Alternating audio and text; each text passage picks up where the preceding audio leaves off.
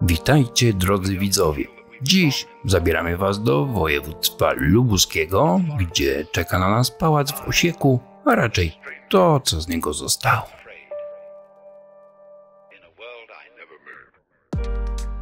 Tak, to jedna z tych historii, w których świetność to słowo, które dawno wypadło z obiegu, a ruina brzmi jak komplement.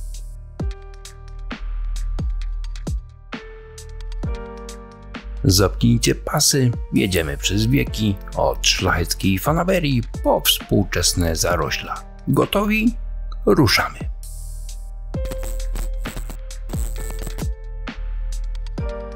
Zaczynamy od tego, co w historii najważniejsze, od niepewności.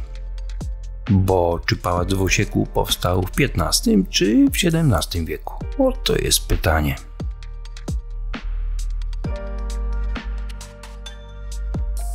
Niektórzy upierają się przy XV wieku, ale brak dowodów, więc równie dobrze mogliby twierdzić, że zbudowali go kosmici.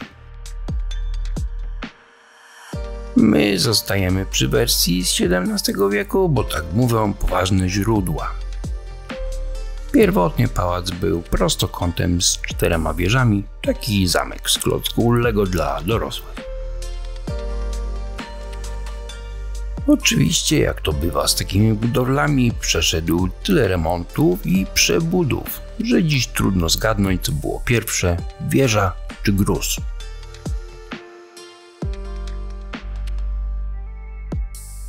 Teraz uwaga, bo lista właścicieli pałacu jest dłuższa niż kolejka po scypki na Krupówkach.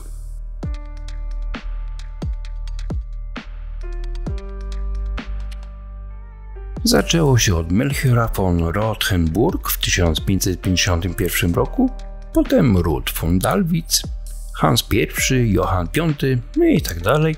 W XVII wieku Johann Adolf von Dalwitz odziedziczył Osiek po ojcu Hansie Maksymilianie i pewnie to on postawił ten pałac. Albo i nie, kto wie.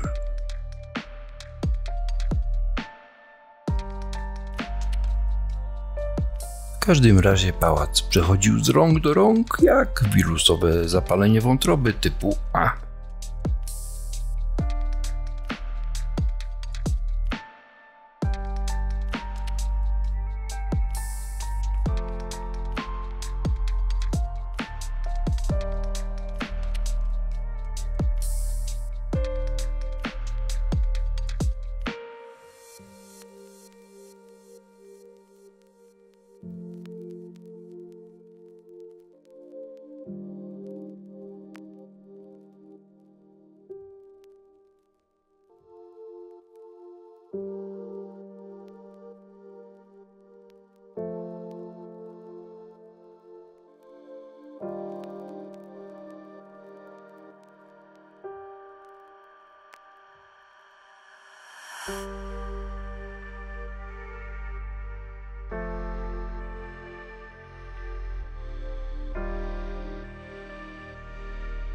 W 1783 roku pojawił się pułkownik Misiczek von Wiskau hrabia von Stropschutz. Nazwisko tak skomplikowane, że pewnie sam miał problemy z jego wymówieniem.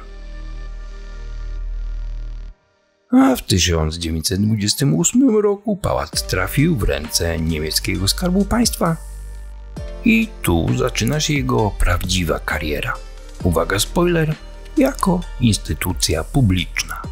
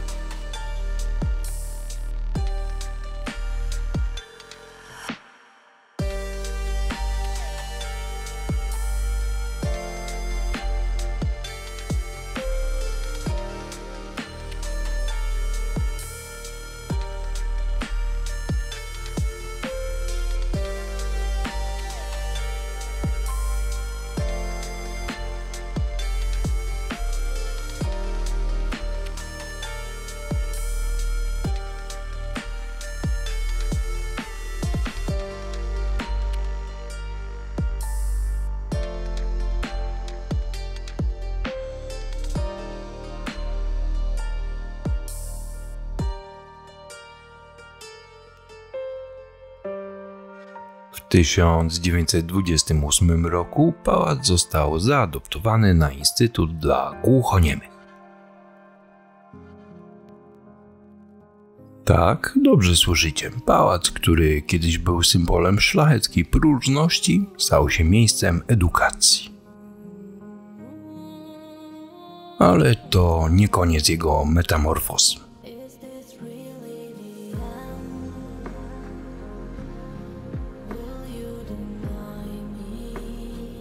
W 1938 roku wkroczyła organizacja Hitlerjugend i zamieniła go w szkołę Związku Dziewcząt Niemieckich.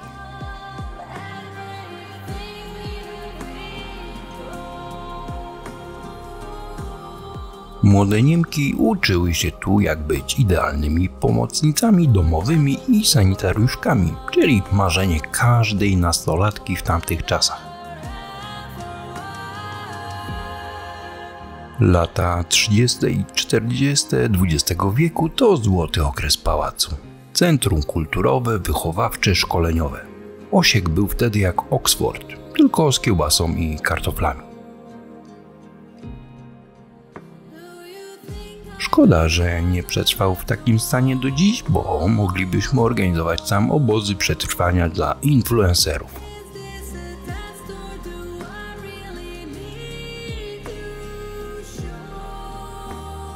Po II wojnie światowej pałac przeszedł w ręce Polaków, a w latach 50. XX wieku przeniesiono tu świetlicę wiejską.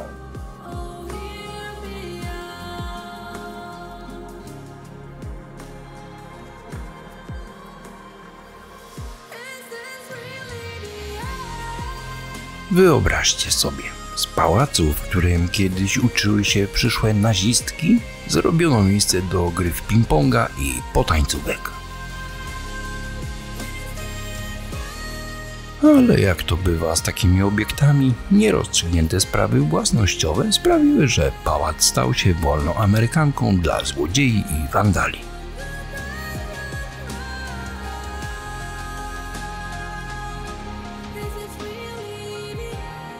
W latach 60. rezydencję próbowano zamienić w ośrodek wczasowy. Ambitny plan, ale jak to mówią, chcieć to móc, ale nie zawsze.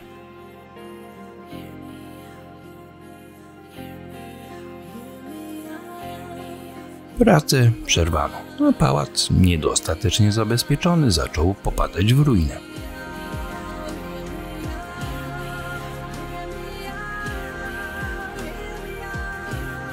Dziś jest własnością prywatną, ale śladów dawnej świetności szukajcie ze świecą, albo lepiej z latarką, bo ciemno tu jak no wiecie.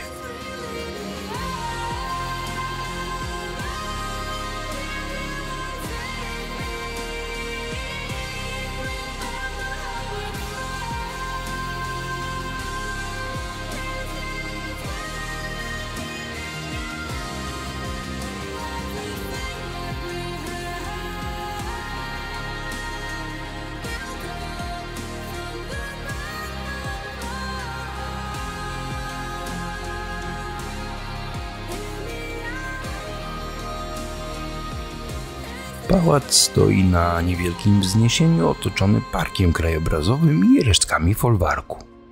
Kiedyś zamykało ono prostokątne podwórze, tworząc trapez. Bo czemu budować kwadrat, skoro można trapez?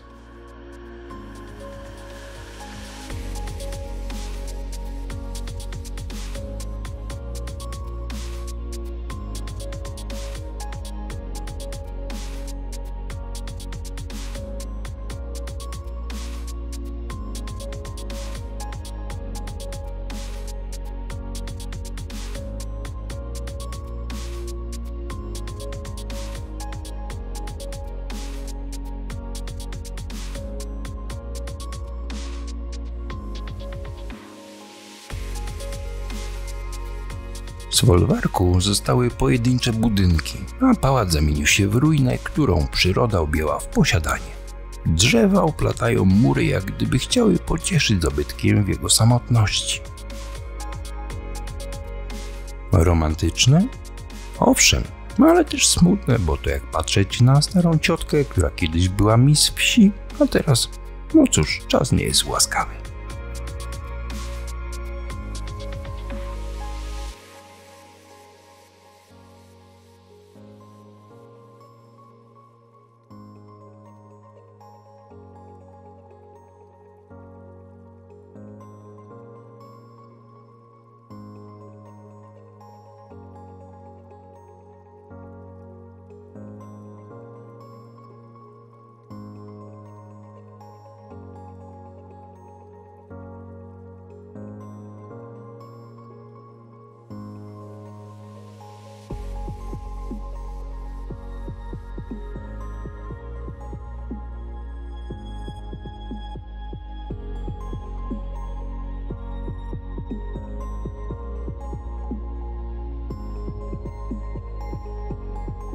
I tak, drodzy widzowie, kończymy naszą podróż do Osieku.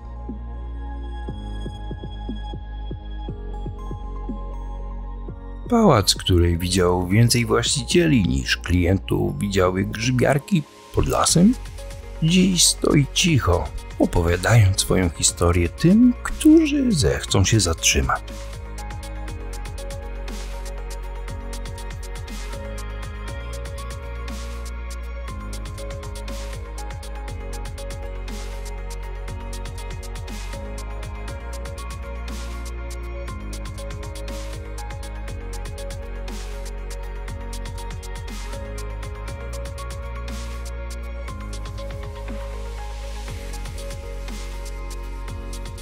Choć to ruina, to wciąż pomnik minionych czasów. Trochę jak my, gdy patrzymy w lustro po zerwanej nocy.